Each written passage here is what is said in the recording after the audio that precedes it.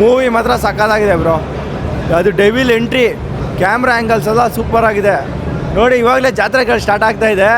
ಪ್ರತಿಯೊಂದು ಥಿಯೇಟ್ರಿಗೂ ವಿಸಿಟ್ ಆಗ್ತೀವಿ, ಪ್ರತಿಯೊಂದು ಥಿಯೇಟ್ರಲ್ಲೂ ಟಿಕೆಟ್ ತೊಗೊಂಡಿದ್ದು ಪ್ರತಿಯೊಂದು ಥಿಯೇಟ್ರಲ್ಲಿ ಶೋ ವಾಚ್ ಮಾಡ್ತೀವಿ. ಡೆವಿಲ್ ಮಾತ್ರ ಅಬ್ರಿಸ್ತೀವಿ.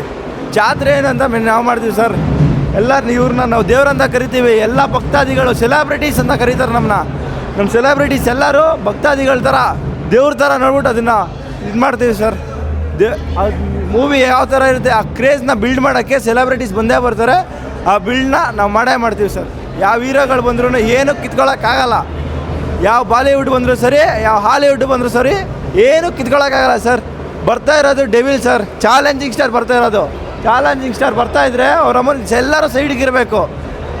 ಬೇರೆಯವರೆಲ್ಲ ಬರ್ತಾಯಿದ್ರೆ ಡಿ ಬಾಸ್ ಬರ್ತಾಯಿದ್ದಾರೆ ಅಂದರೆ ಬೇರೆ ಫಿಲಮ್ ಅವ್ರು ಇದ್ದಾರೆ, ಅವ್ರು ಎದುರ್ಕೊಬೇಕು. ನಮ್ಮ ಡಿ ಬಾಸ್ ಎಲ್ಲ ಎದುರ್ಕೊಳ್ಳೋದು, ಅವ್ರು ಎದುರ್ಕೊಬೇಕು.